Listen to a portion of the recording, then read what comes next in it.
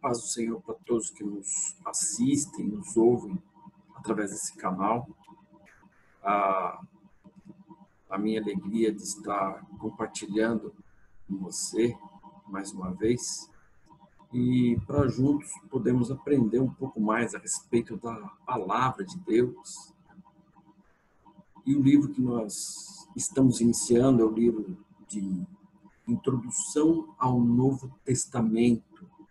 Esse livro vai nos dar diretrizes a respeito do conceito do Novo Testamento, qual foi sua origem, a sua aliança, para que nós precisamos e por que nós precisamos ser conduzidos pelo Novo Testamento. O Novo Testamento trata de uma aliança, de um pacto, né? de uma aplicação de conceitos ordenados dentro das Escrituras Sagradas. Sabemos que na Bíblia nós temos o Antigo Testamento, com 39 livros, e nós temos o Novo Testamento, com 27 livros escritos e aprovados dentro de uma veracidade, dentro de uma historicidade, dentro também de uma apostolicidade, né, que garantem a sua verdade. Então, nós vamos iniciar aqui esse livro. Está aqui evidenciando o tema central. O tema central nos fala da formação, estabelecimento e expansão do cristianismo. O Novo Testamento vem nos dar diretrizes a respeito do cristianismo, né, e a respeito dos conceitos de uma vida cristã, de uma vida reta, de uma vida conceituada dentro da palavra de Deus, né? Uma vida comportamental, íntegra, né? Dentro da palavra de Deus. Então, está aí o livro, a Introdução ao Novo Testamento, unidade 1, capítulo 1 e lição 1. Novo Testamento, da etimologia ao contexto político, social. Nós vamos ver nesse livro um pouco a respeito do momento, qual era o quadro político, social em que Jesus nasceu. Nós sabemos da evidência de Jesus, nós sabemos da evidência do seu chamado, da sua salvação sobre todos os homens.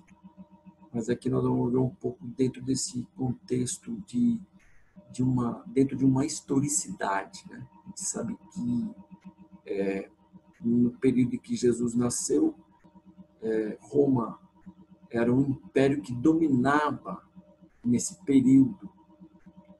Por isso, Jesus é apresentado diante de Pôncio Pilatos.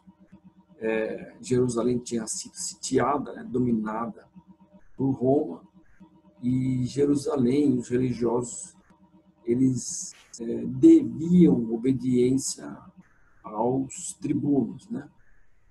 Então, nós vamos ver um pouco disso também, um pouco dessa historicidade. E esse livro está dividido em 5 capítulos. No Novo Testamento, o primeiro capítulo, a etimologia e questões afins. No capítulo 2, o Novo Testamento e os impérios. Vamos ver um pouco a respeito dos impérios que marcaram esse momento do cristianismo. O Novo Testamento e a sociedade. Qual que era a relação, né, política, social, ou seja, como que a sociedade se comportava, tinha que se comportar diante desse império. O Novo Testamento e o ambiente religioso da época. Também uma outra questão aqui. Jesus veio evidenciar da sua palavra, veio evidenciar o seu conceito como Filho de Deus, e os religiosos não receberam. Os homens do templo, aqueles que deviam receber Jesus, não o receberam.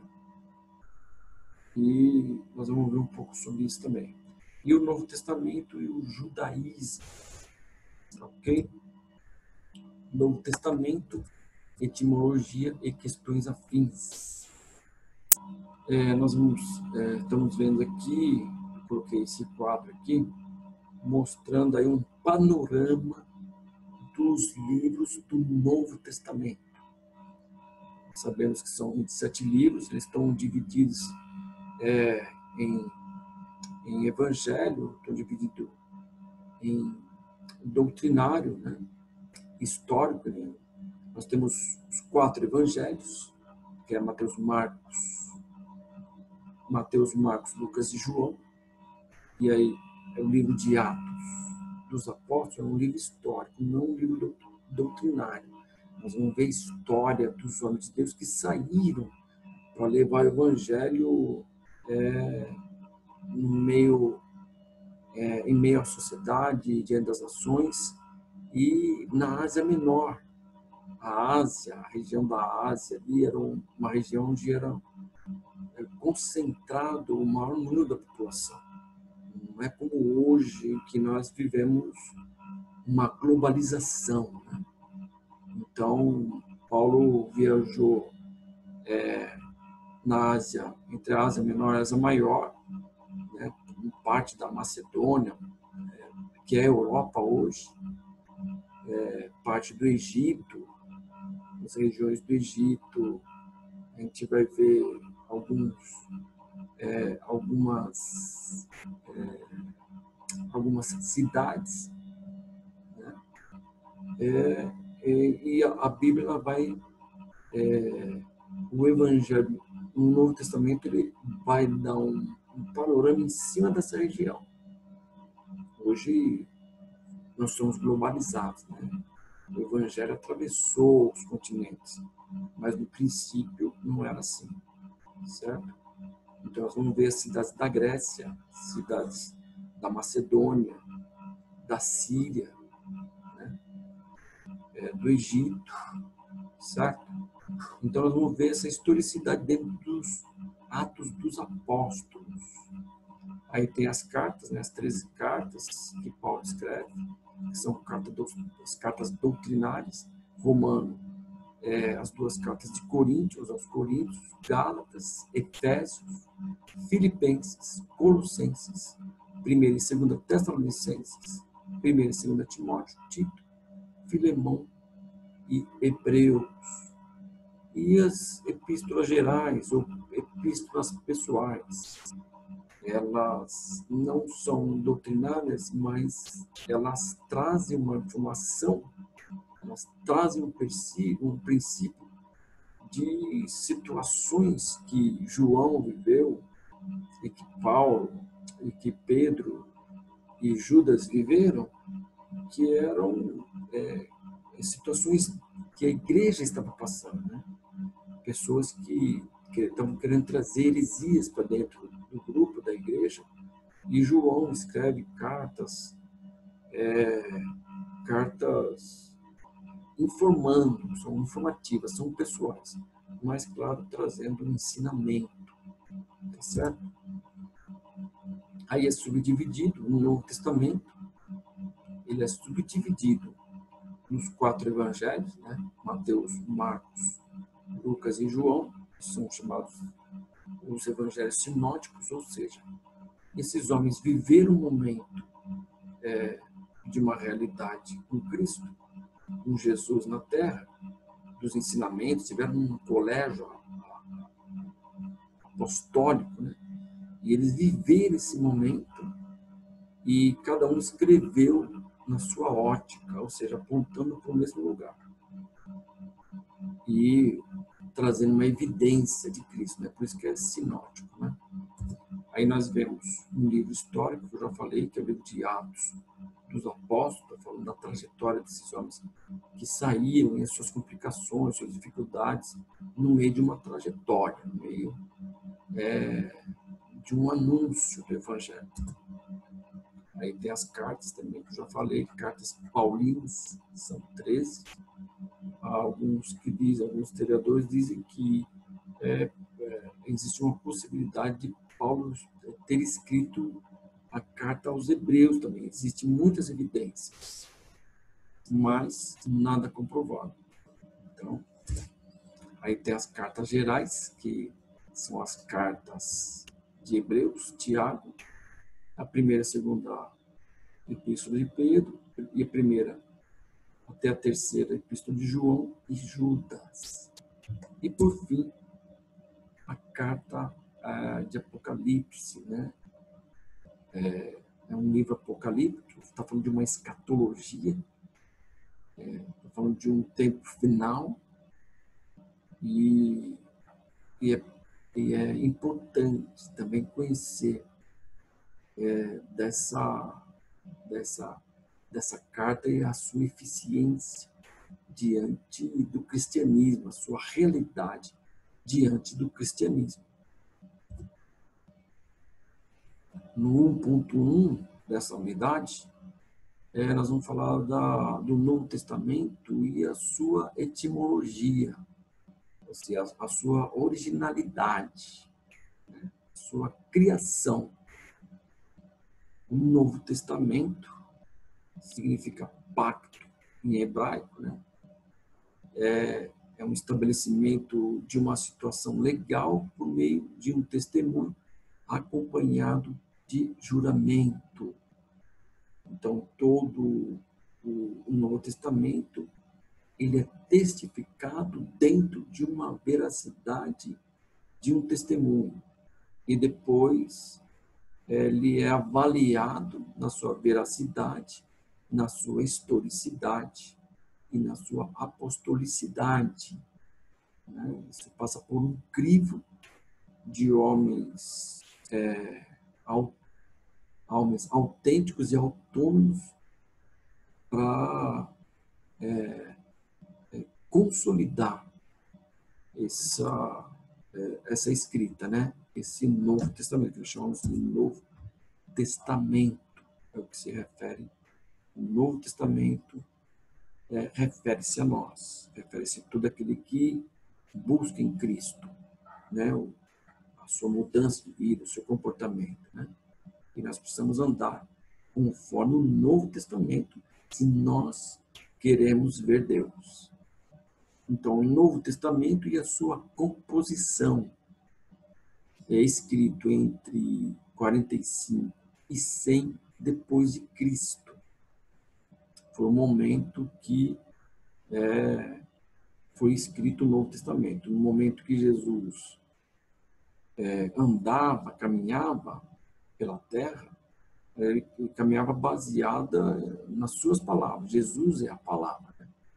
Mas depois disso, vieram homens e escreveram, colocaram no papel todo o testemunho de Jesus.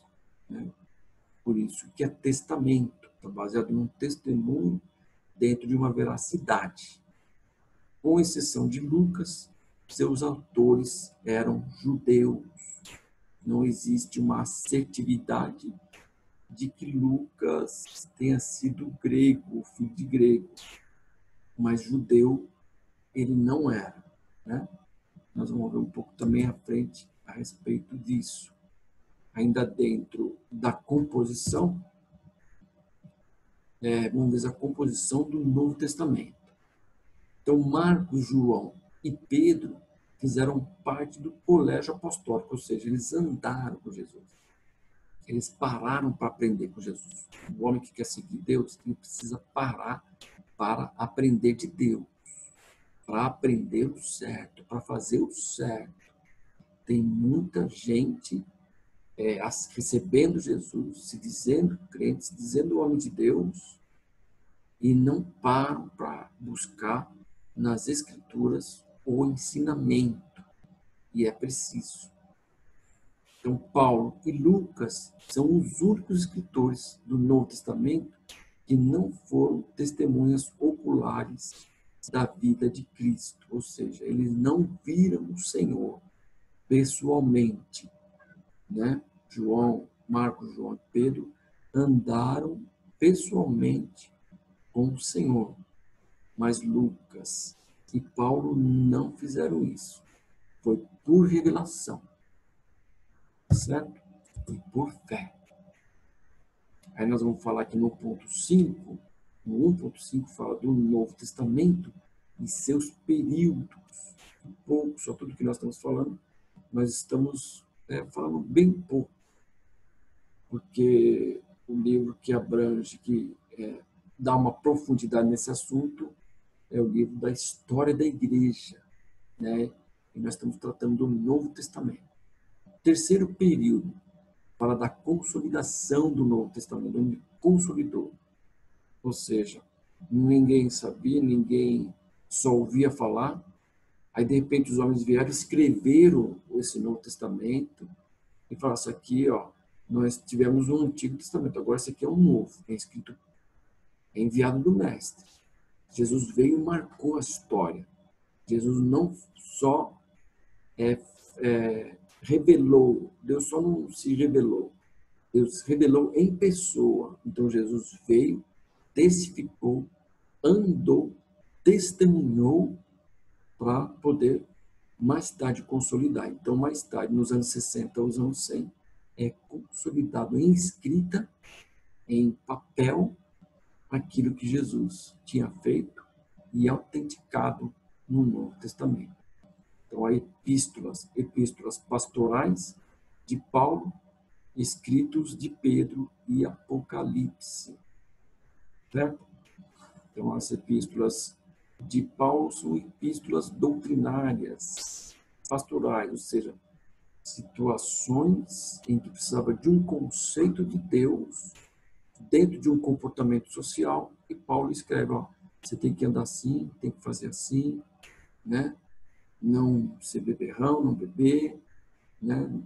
Amar o seu próximo, chorar com os que choram. Então ele vem escrevendo uma carta nesse sentido, no tratamento, né? Os filhos devem amar os pais, obedecer os pais não devem aborrecer os filhos, e ele vem escrevendo nas cartas, tá certo?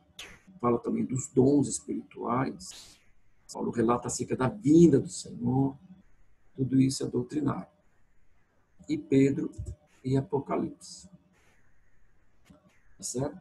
Na próxima aula nós continuamos mais dando sequência nessa parte. Fica aqui a nossa referência, Instituto Bíblico da Assembleia de Deus, tá certo?